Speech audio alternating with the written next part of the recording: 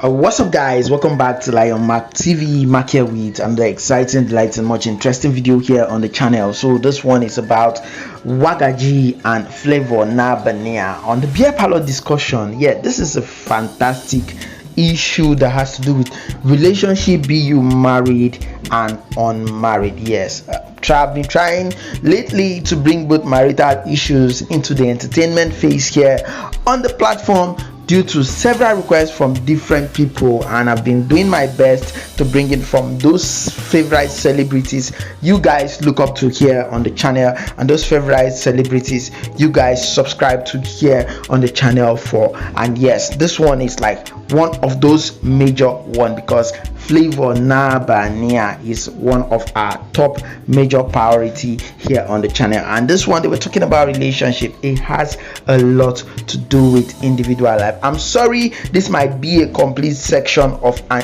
Igbo speaking language, but yes, I'll interpret all of them. I'll turn on subscription here so that you can get it translated. Enjoy. Don't forget to subscribe. Waga, also, father, you a virgin? On here, Ella. Are we happy now?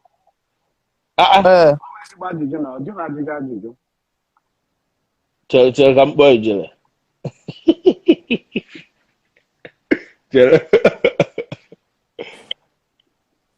Waga check Olo. It's a back. Ijele odogu. Apple, father.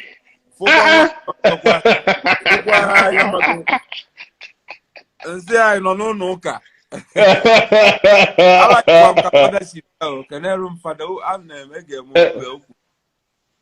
Yeah, father say kai ni anori afu. You know. Oh yes. Oh yes, oh yes. All na father bia umu ogugwo ga achara ka father ju ike. Oya ga gere. I don't see. Waga have fun now how you did. Agwa inu n'obodo Ijele, ka ego si ada. This una talk wey una dey talk before. Oh yes. It's very very interesting talk. I hear something about password, lock password, yes, lock phone. You know lock phone. Get it? Oh yes. Can they Ana m ajụ kedu the two major reason onye kpochi phone ji kpochie phone. Why? The major reason. Phone for other people or for person where you and they live for the same house. For onye gini not for your partner. For onye be your partner. Why you lock phone? Onye gini something. Wife, husband, which one? Wife, husband, boyfriend, girlfriend, relationship. Different level. Wife, husband. Done on a different level. So, yes, now you know to apply the same measure. Now what you want to do for wife, husband, and girlfriend? I know they Hana ba now her brother now no be the same mate. Hana ba University okay, so primary school. Okay, can I be in a relationship per se? So when you're in a boyfriend, girlfriend, Hana ba because it may share a password. Boyfriend and girlfriend. Or money and just Anna. Tell na pass get your net na phone here for.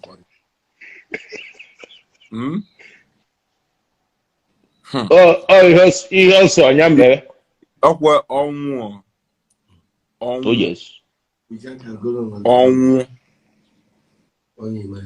Onwu one time because we just phone money. Hey. Ezigbote onwu man.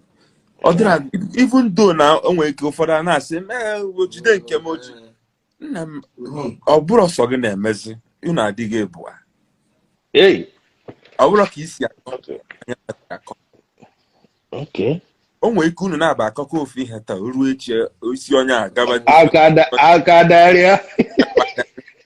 Ewerezie m ndụ wee chewe ofu mmadụ ọzọ n'aka wee daa mgbuo ihe makwa na enwe ihe ọ ga ihe anya ekwesịrị ịfụ emere anya ka ọ na-afụ ụzọ but no be everything we I suppose see. That's right. The eye the God create eye, make the work, make the use them they see, but not be to see everything. It's where you no supposed see. You get things where you no supposed hear. If you hear the one where you no supposed hear, you will mess everything up.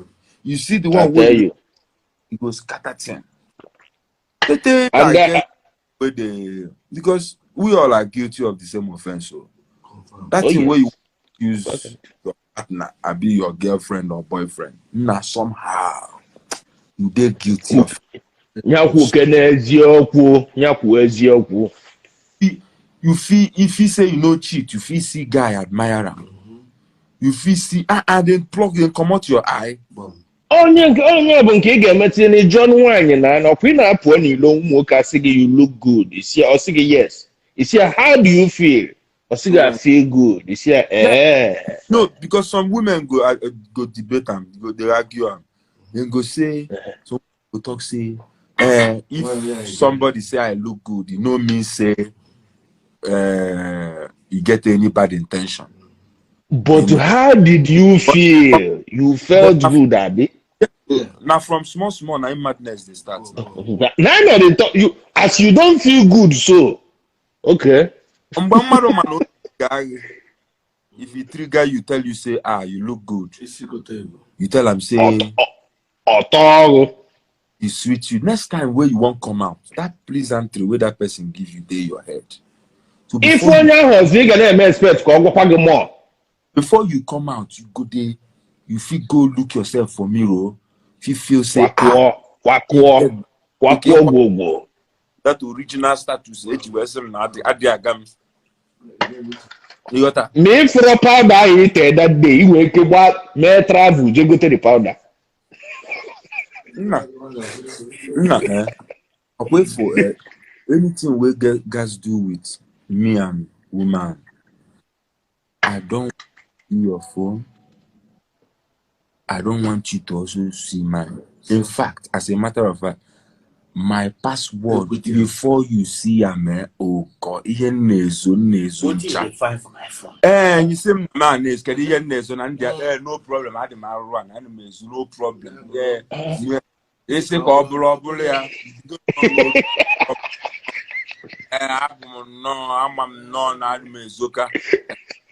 No problem. Mani ya ga-apụta mụ na gị okwu ma ihe ahụ echi efu because ifuru anyị ihe niile anya saa mebisibe ife ozugbo okay ọ ka nje na phone gị ka m fụ ebe nwoke na-asị gị oh you look good standing in front of that whatever and that whatever, then my brain go now begin the logic, the look, the think which whatever, where this, where that. Even if I siphon my brain make it no go there, somehow he can't be even say girl why I like. Or everybody can nearly who could nearly fine. Nanton on a blind eye now. I'm getting up a blind eye. When you're pass I will find your way maybe. I go turn blind eye, you know. That's no fire anyway. Yes, to make you fool. Because listen, if you know a person where you are and they do something, if you know them to a reasonable extent to your own satisfaction, or more manage them like that. Nah, you get girl you get one girl with me and I'm been run something some time ago. Me I know say the girl a girl. Oh yes. No nya mmacha na ebe ọbụla ọpụta na ọ na-agbacha ka nọ na na-afụchaka ya and ọ dịkwu mma nwaanyị ọpụtakwuo agafu ọ makụ na ọ dị mma ọ ma na ọ dị mma ka mụnwa na onwe m bụ Flavour ha take get the girl na from ọkwa mmacha ahụ kwa apụtakwa so ụchagharị ọnụ kata ọje nye ọma mmiri pụta ọnụ kata obi a wee jubes kedu atọ nwe no ọkwa no bro no nsi no problem social ya no nka si chebe Canada ka e social ezie marụ wee mago ya mgbe maga na ebinite si ebi. Oh yes. Muni ya imago konjakwa Davido anya Good chebe mo try ya si hai mo nka mo enwe ebe nka ije o na-ekene imago na-emekwu ihe social a Ekene ọra. isi nna kedu oge ọbụla nwatakịrị a na-ekene dọra ya nwere exclusive ya nye onye nwoke exclusive kedu nke bụ oge ọbụla nwatakịrị a Who na-ekene gonna ọra like one exclusive? ekene ọ bụrụzielu ka odigela na-agwa n'ọdịro na n'ọtere mmadụ ọdụ n'efu nsị a na mma mana eyi ka mago ebe ga na-ekene n'ọrụzie na-akụ na-achagharị anya amarọ m mgbe akpa inferiority complex a lot of things start eating deep now guess what but at some point later on they will figure out that n'ọkwa mụnwa ji aka m enye onwe m nsogbu that na this girl is a human being on her own. Upon keep as well. This 21st century, imagine when Mado rap. Nyadi no possible. You want she not greet that person where they greet people, and you know go talk say you don't know the time where you meet her. And I know say this girl they greet, they socialize, they imago. Kedi akwagi there. If go knock ordinary, it's too no go like okay, buze the anti-social. Now I'm the social. You got that? You know? Oh yes. So you say what is it? It's a translator. Yes, so you know, so No. look at this that way. You go see say he hard. You no go feel whole person. Nah. Mgbe ihe onye chọrọ ime ka ọ ga-eme n'ụwa ọ bụ maka ya chọrọ ihe egwu ọbụla na-akụ mmadụ n'isi ọ ga-agbachi ya bifo ozuo ike mgbe ị ga-ahapụ ya ka ọ gbaa dị egwu. Oh yes. Man talk. Yes. While 2 days ago I know life so 2 days ago two girls why me and them did you know Ubashi, yes. Oh yes. Not oh yes. Oh yes. So and with the girls when I say I poku chitina ka na ekwu na ị ga na phone. Oh yes. Getting kept no gobna. O gobna kwachi efuna. Nwoke ejidechakwa gị n'ofe ha urukwekwe echi ejidekwa gị again. Ugo nwanne echi ejidekwa gị again. Ị gakwa tu ivu putakwa ege ofu akụkọ. So isi asị oke obido with akụkọ ọ dị ka mba Rose. Ana akụkọ Rose. Onwere onye nke na-etigbu egwu Wiz Khalifa na onye ya mekọ ọ dị ka oh yes. Khalifa my man. The better man, nke bịa mere better man. Oh yes. Nke ndị ezigbo na ọ ka fasi eme. Ndị ori ego. Okwu chiti na aka ajebekwa. Ofu nka ka ọ ga-eje burukwa. So the girls were na asị no why also your issue aka ị na-akọ maka ya. So mụ wee na asị okay, Keta now, the girl have go now. The first guy of Wakoka, second guy of Wakoka. But now, yeah. Now, well, my sifa. Now, okay, Casey Kanye. Yeah, bro. Not that because a lot of men among a lot of people among what I have because Uringo among Wefa Fozo. What if any? And it's your, I guess you're no man. Abugo Nilo now, while you go. Wemigolaka.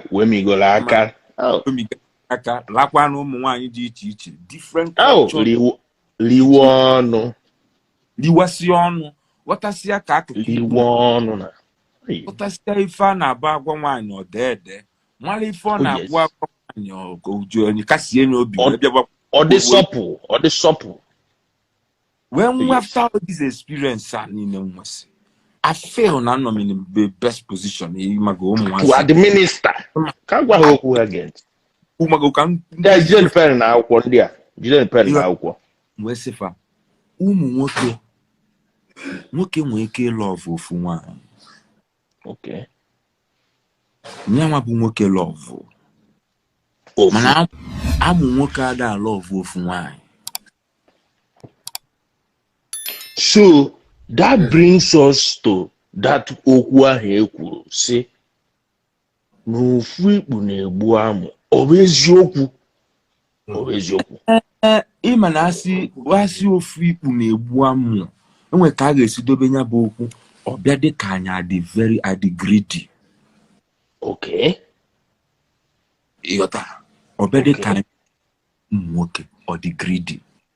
Ihe njikwa na-ekwu ụmụ nwaanyị nwekwa wọọdụ nke fa. Ọ bụrụ ife niile nọ na dia wọọdụ ka mma asị mma emepe ọnụ kwube nke m ejirọpụ nwaanyị even though na mmakwarụ because ma akpanya bụ nkata na-ajụgasị ajụjụ ụmụ nwaanyị anya ka nna agwa the girls ya jụbanụ m ajụjụ enweghị ihe ejizi na woman understanding eje ife nọ n'ebe ife ụmụ nwoke nọ ịjụ ajụjụ ụmụ nwoke nọ eji na woman understanding ya mere m ji ajụ unu mụnwa nchụ ịma ife nọ n'ebe nwaanyị nọ adị m eji man understanding eje ana m eji woman na asị na a na-akpa nwaanyị aka ebe dị anya iwere uche nwoke esi gịnị si were amụjebe kedu nke bụ ọbụla na-akpa aka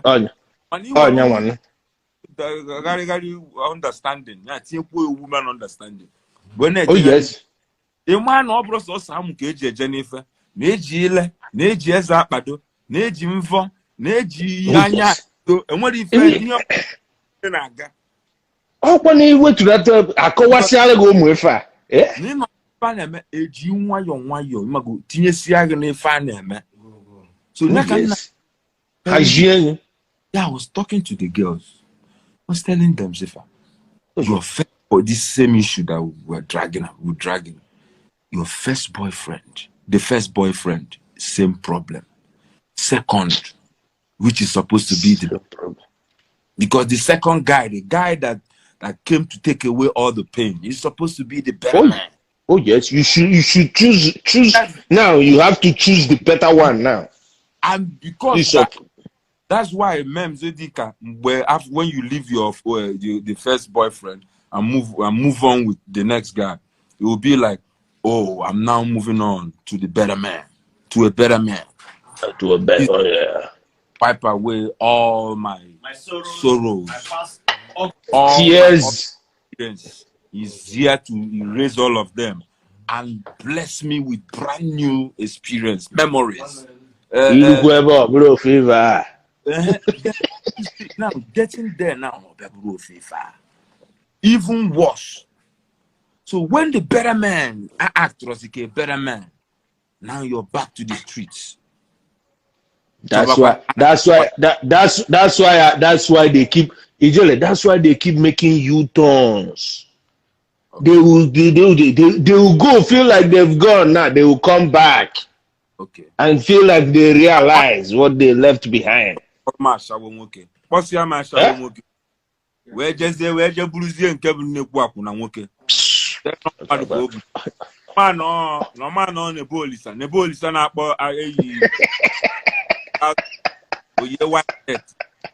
white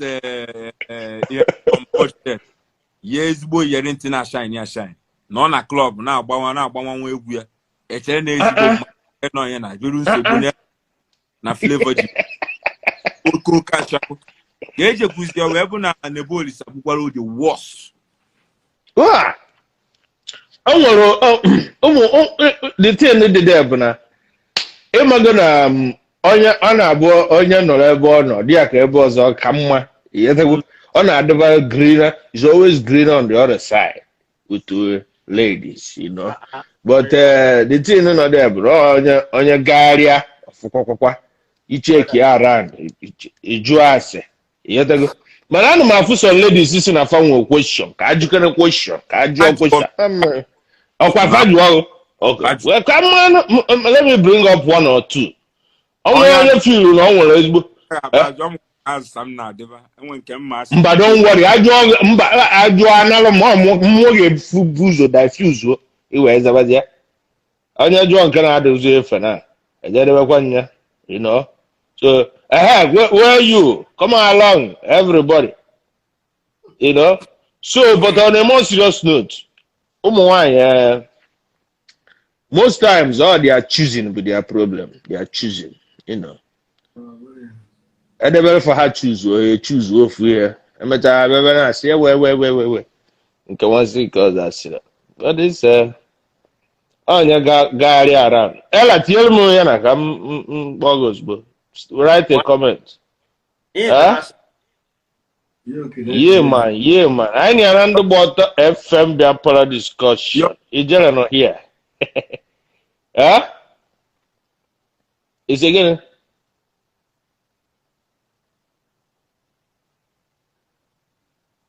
The 5G can't quite down. The 5G can't quite down. Oh, okay. It's a on the 5G. Ella, tell me, Yana. Where the ladies at? Oh, huh? How come now? Oh, yeah. Is it gonna? Ụmụazị mụ na ya nọ na-ekwu okwu before Ella. Akwesị na Ella ka ị na-akpọ. Go ahead, my brother. Okay. You know, so mgbe na-akọbazie dị ụmụ nwaanyị na-agwafa na nwoke iji na ụmụ nwoke George ya nwoke ime ezigbo mistake n'ụwa Jizọs a. Bro, ka esi kee ụwa. The strongest of them all fail. Gwa m nwoke ka esi kee ụwa. Ka tinata afọ na ịgbasara amụ. Ị ga-ada. Mgbe ị ga-eju anyị. I didn't see to I compare. Don't try. Don't even try. The best way to go about it, Flavor, as workable, be a man about it. As one, be a woman about it. Oh, darkness, never. Yeah, couldn't. Hello. You know what I'm saying? If I have darkness, go ahead. No, I'm saying.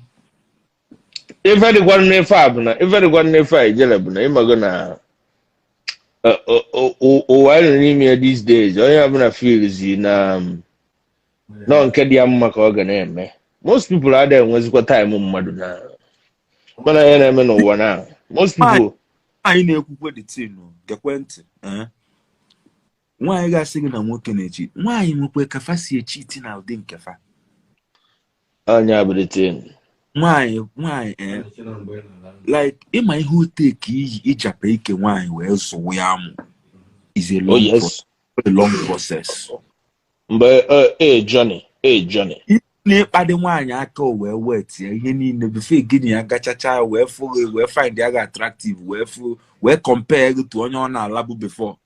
Now, one again, on our lab, we put one. Or when no go where they subtle. You go this if I know double dikisebo. You go and then if I'm one week again, I'm me get on a club or try ya or walk I'm not walk or say disregard. Away if I'm not disregard. Get Chazonia.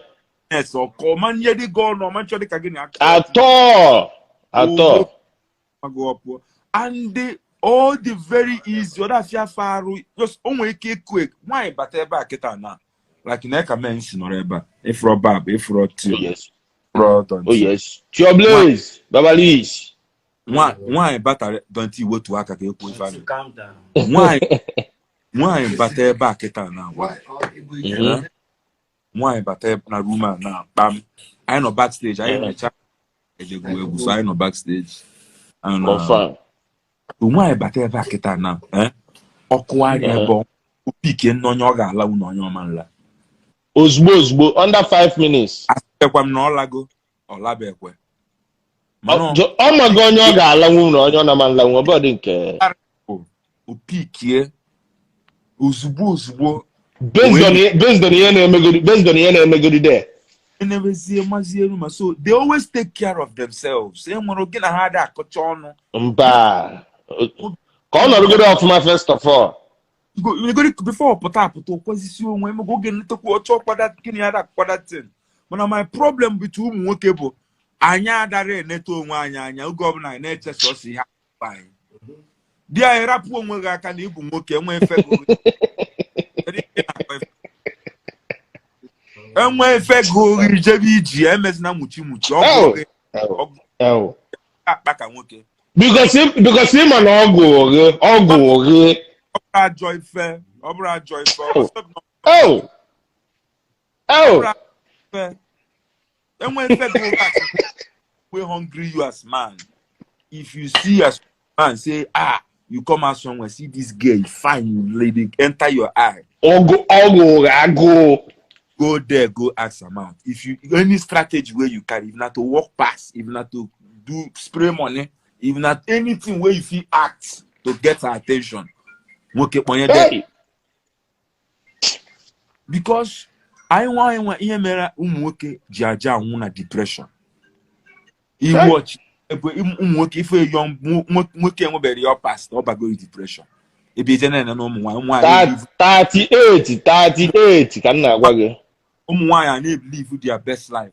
Oje to Maldives star. Oruechi oje Kenya echi. Oruofi from Kenya border Miami. Osi Miami of change zero destination. Gakata. Ego gwa wogo. Come to my allegation or make change go destination. Jebezie Cape Town. Museum. Okay. Ya ko oge egbo. Also si no Bobby ne kwa na enu Bentley or Begabero. Yeah, ọkụ ka gịtire evana.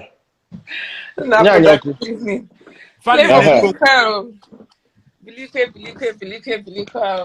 Nwoke na tewu ụmụ nna daalụkwa o. Ala gara ajụjụ nwe rekwe. Ajụjụ nwe or request ka nwe. Okay, request. Eji m ọnụ Flavour chọọ ka ọmụ n'abalị ya, but ụmụ enyi ya n'akụkụ na-eme mkpọtụ. Ị ga-asị Okay, si chupu. Okay, request again n'abalị ahụ si chupu. Si chupu lonti. Everyone waga. Final to. Isi. All like the voice. Ifuko si chebe. Tege no la bia gwa no man nwoke anya mechi ọ na court. Don't tip on aruma. All like. Okay, onu oburu onu ekwu okwu na sulu lyric ekwu okwu.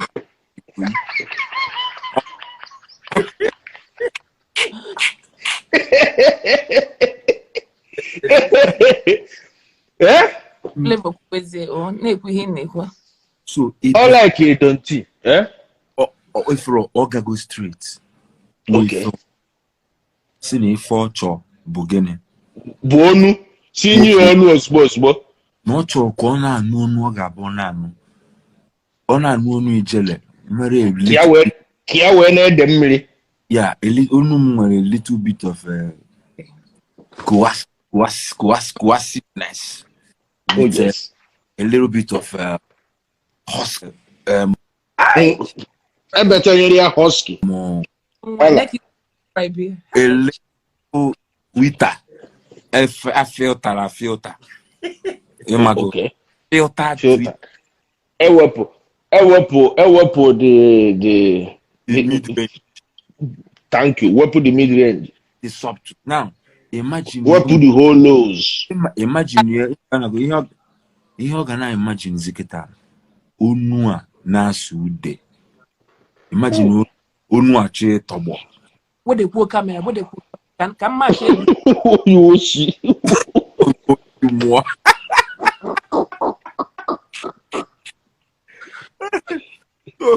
Waga, I'm not sure before. Ella, all right. I have grant to go. Yeah. If the di open, why only photo or not just straight? Why is seduce you? Oh my God, for game. Oh man, chetezi makonye nyano before. Who the fuck is that idiot? Onya vote direct. Ona goes zubo. Now, okay. Ebo na eche ka o yare deka ka we si adrose ko we da bona na nkwo ihe o mewo m na o me si nde ka o we deka o ga-egosi bi onye ka fa were m we ka o jiri ewe ya igbakosia idewe onwe du ihe aka ga-emegide ifu ebe nwoke nọ na-asụ ude ọzọ kọbi ọnụ ifuru ome ka ome go travel ọ na-anọdịkwa ofu ebe nke bụ nka ọ na-akọ Kari yoga ji na ofu ebe. Gini ka ị na-anya ka gini anọ na sulere. Abi ka gini anọ na ofu. Na ya no baja. Kari ya na ebe. Omara ono ihe na nri no na social media da toto. Ana agwa gị no chebe ni gị nwa achọ we gbacha ọsọ ngwa ejebe ifuru ụzọ je. Awụrụ ebe dị nso ichu ofu ebe dị nso jebe. Live ofu kabareta. Mata isi. Ike nwe fe. Enyezi na nda. Ka na-enye nwe gị activity ga bụ webe ituguru ebe a na-aṅụ ata nkwobi n'ihe. Atanye cholesterol. Ọ na-agụ ka ife na-eme ka ị na-elive ndụ ka ị na-ebi ezigbo. Chebe a ga-akọ gị ọkọ n'azụ isi. Maka ma eyi ọya gị na-ese foto. Kedu ife a na-akọ ife a? Kiri fọbụ. A na-aga, a na-afụ gị fụ na ị na-apịaka, ị na-enwe aṅụrị. Ọ bụrụ na ọ na-eri uju nọrọ ofu ebe na-ebe na-eti na-eje. Nakwa ihe ụmụ nwoke na-aga tru. O kwa obere ihe nna m. Na-aga tru nọzi na-akọmpe ụmụ nwaanyị na-enene. Ife niile a bụ ife dị mma. Agwa gị ndị na-efolo n'Instagram. Ụmụ nwaanyị na-agba ọtọ, ụmụ nwaanyị na-agba egwu, nwaanyị eje nwe ezigbo aṅụrị.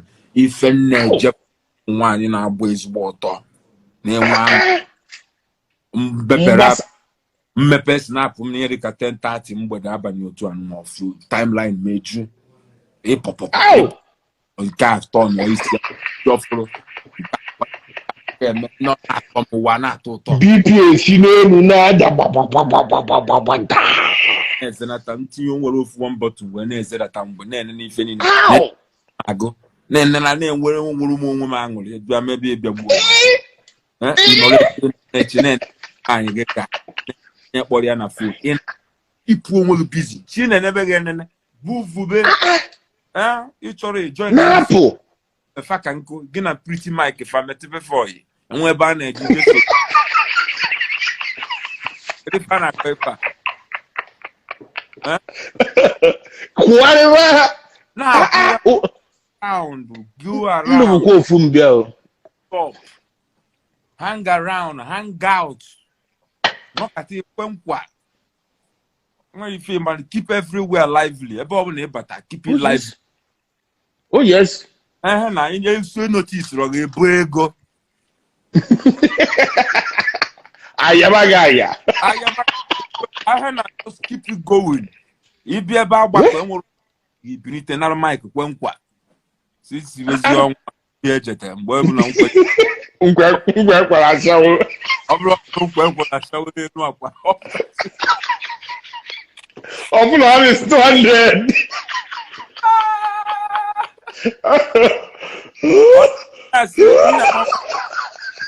m na n'abalị ụnyaahụ esi na ị ga-enye m si ọkwa n'abalị ụnyaahụ ka ekwuru okwu n'ụtụtụ ka anọ egwu adagharịgo ejizi m onwe m enwe ifisiti ka m pụtakwa ya na taa abụrụ assign agreement iti na-ewe m ezigbo iwe waga ụmụ nwoke ọnwa ese m ọ nenecha ma osi m ijele na-akarịkwa aka oke ịchọ ka nkarisie ka m na ofu nje dawuru ofu ebe ka m na onye ahụ ebe na-akọghịrị na mbe na-ewesi ka na-esi ụjọ n'ụwa in this life time is the most precious thing. Okay, for time you see time ba most precious. Every counts. Every morning counts. I go once for the whole week. Alarm auto. And I don't remember. I'm na meditation. I'm na meditation. And I'm not already an engine on answer. I'm that whole week or sharp rapra.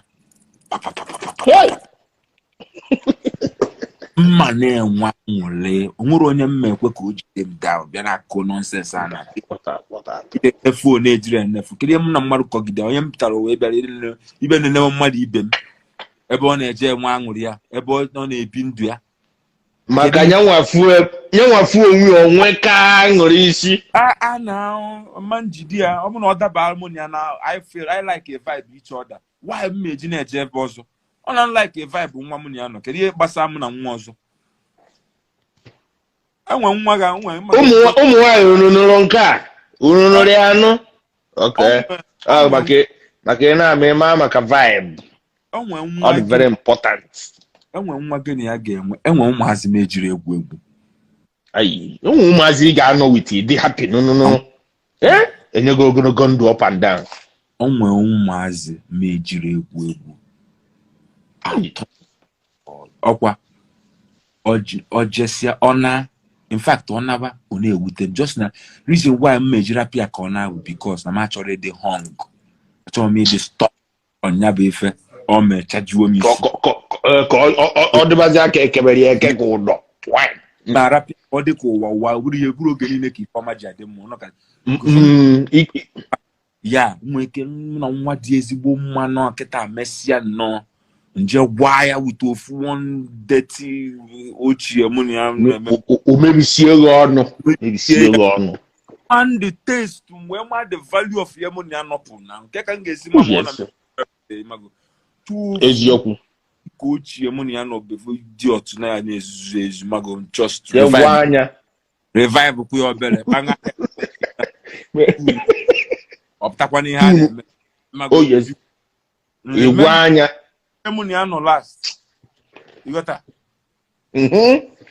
you ga-eme something to remember now so ihe na-ewu ụmụ nwoke na-egbu onwe fa onwe my dear good friend mụ na ya kpapụrụ nkata ji ọdade Chidiogo oge ọbụla ọkpọrọ ọ na-eche oge ọbụla ọ na-eche nsị a Chidiogo kere ife na-eche kasịrị onwe a young handsome boy vibrant shoulders a handsome broad chest and broad shoulders a rapper essential commodity in the market nsị a nna m makwa na ịpụta mkpọrọ nkịta akwụbaghị n'iru Vienna ụmụ nwaanyị adọkaghị ntụ osutu David wee ji aghachata agha kwakwa ego kwụbaghị n'iru Vienna kịta adọkaba alacha ozugbo wee ebe anụwa wee bụrụ maka Chidimma ka ijichi igbu onwe gị ọ na-ebe itinye asị m na ịhọpọ ihe niile o mere dị gel ọ kwụrụ ụgwọ na o mere nke a na-akọghịrị ma mkpọ ya wee advice gị ya ọ dị izi nna m ọ dịghị izi advice anyị na-enye ya na ana m akọcha ọnụ too much mkpọ ụmụ abalị anyị mmekọl ụmụ abalị anyị landị ndu ya ofu ya biko netere m ya mapụ ndesi anya otu ọ dị very very happy ọ bụrụ ife mma abịanyewe ikwukwazi adatin ya ị na-ekwu again ọnụ ya ọfụma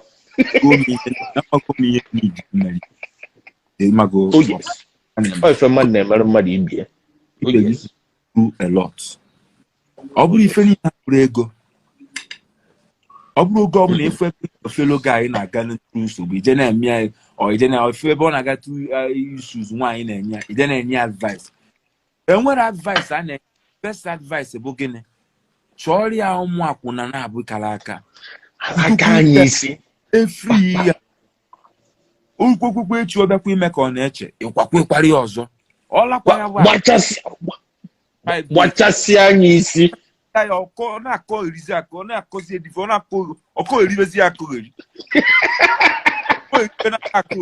mgbe aka ya mama na ọ memego ka nwoke dịka ihe esi nọrọ ị na-eche maka ị na-eche ị na-eji were taịm ị kwesịrị iji bụrụ nwoke na-apụ apụ enwe aṅụrị were that time je na-apụ nwa gị nwaanyị na-enene onye gwara ya okwu na onye na-agwara ya okwu oge emecha isi na ịdịrọ jealous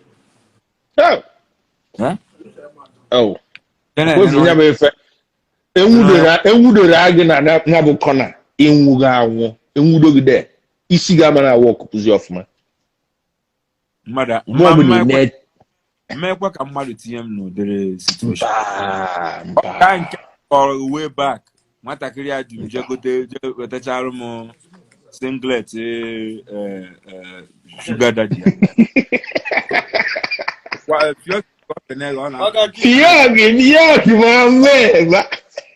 Drink beer, gist. Yeah. Look, I go call session. My brother, I don't have problem again. Yeah. You know? So, look at that. Like one of my guys now has to get on wire now. Only na court to prove. Why Johnny Jerry Mayfair? Father happy with your interference. Because Now so you know. Unagabago. Ngwana. Nagan. So you got to me. The best thing or you work gonna get through some. Pro governor. Biao name so maybe me and court proof. I'll card them. Kayenne kuzinda nyame so. So yeah umwoki we say okay. Ichonwa. Itu wiri ko yi nwoke. Serious somebody. Somebody. Obu governor eji Paul Faja babia mama. Inwe nwoke na agati. Only thing press nwoke. Choice bo nwa. Whoop go do behind that. Nwoke noro nwoke di deep in love or that this chama. Obrez beef. Don't you tie drag. I never made it the other way around. Everything getting na that love. Maka never love na tokwa n'ụtọ. Atinye na that boss. Ewe meben call dị ya mpụta otu. Before move mpọgụ. Manu ka isi larola. Maka dreams. Check it out. Ma si nọ na ya asewe na alọta na nlọ. Meanwhile enwekwe na alọta na nlọ. Take care is fail. Is any na friend no. Good na. Even my problem with the marriage. I want the marriage nke eziokwu n'ụwa.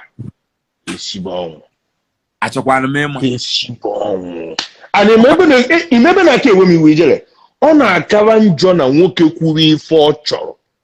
Esibon. Ọ dịba ka onwe ka ọ dị. Waga achọrọ mema. Na-agwa ụmụ nwoke nweta ọkụ nke time for ụmụ nwanyị. Eziokwu ka a na-ekwu ife a. Ife na-agwa ụmụ nwoke asịrọ mfa enye take na care of ụmụ nwanyị ha mana onwe gị godi mebe ka iwe dị ndụ mebe ka nwoke iwe dị ndụ mama mebe ka nwoke ihe nwe ihe ifo dịghị mma kwuo. A lot of we do not care. Can rap yourself. A lot of work, even to why Hannah, their girl. Hannah believe na has the girl na name utu isi boge bend ya ika. Not the very nice, not get mem new so. If a man could have one why Hannah. And I had in the most sexual desires. If I go easily. He doesn't care for what? Me poor no more see a name. Oh, none ya na go mbe egbowe aso n'ọnụ onya nwe egbowe m onya nwe enyo mma mmiri onya nwe si aje toilet ificha n'ike ka mmaka na ka ife asi esi onye obu sikene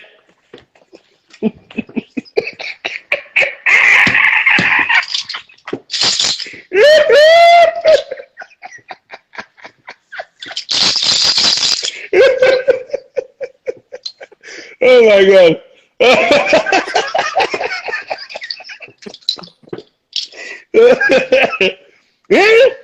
You got a good man. Yeah? Mbe eziokwu ka na-ekwu.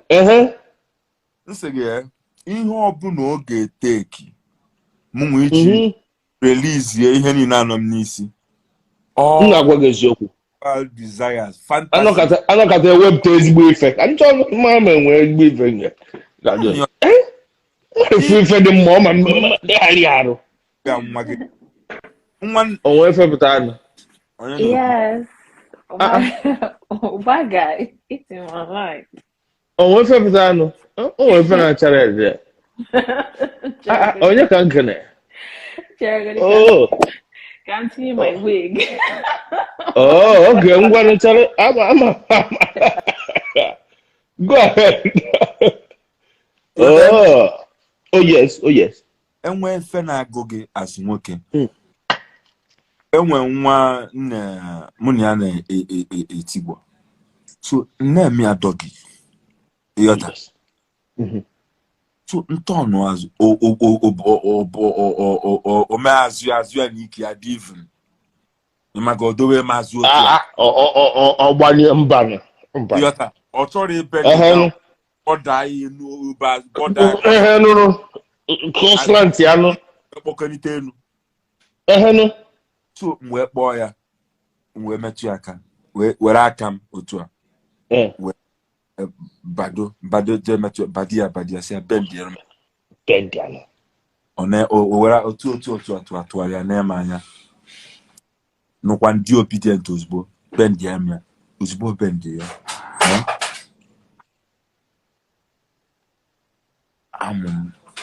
Well, hit be straight. Ka ọ kwesịrị ịdị. Because all bend there now, iki adize ka imago. Ọ gbadala. Ọ dị ka efuno ya na. Ọ no bend o we ke di o. Adika imago. No bend. Ọ na-esichu ọnwụ. Ihe ni essence you of ma. Afa. We no otu a. Na na-akpọ m ka nje gụọ egwu biko. Amputakwa. Oh yeah. I can bet a whole lot was shifted to your knowledge this night. Yes, a whole lot of us tend to take listening ears when celebrities tend to talk about relationship and marital issues. Yes, not a lot of people will listen when it has to do with possibly personal lifestyle or something of that nature, but a whole lot of people tend to pay attention when it has to do with relationship and the life of celebrities, and that's the more reason why this section was very interesting to all of us. Anyway, we celebrate most of the celebrities here on the channel, so it is more of like talking about their lifestyle, more of them having an opportunity to share their lifestyle with us here on this section. Thank you guys for watching. I believe you go home tonight with something very sumptuous, whether it's night, whether it's morning, wherever you are in the part of the world. We are just connected to one social space, and here it's the space. Share knowledge and get understanding together. Thank you for watching. Don't forget to subscribe, share, comment in the comment section, because your comments and your thoughts are highly very welcome here on the channel. And as well, please, if you're new to the channel, don't forget to subscribe. This is Lyon Mack TV, a family where we connect together all over the world to share knowledge together on celebrity affair. See you guys on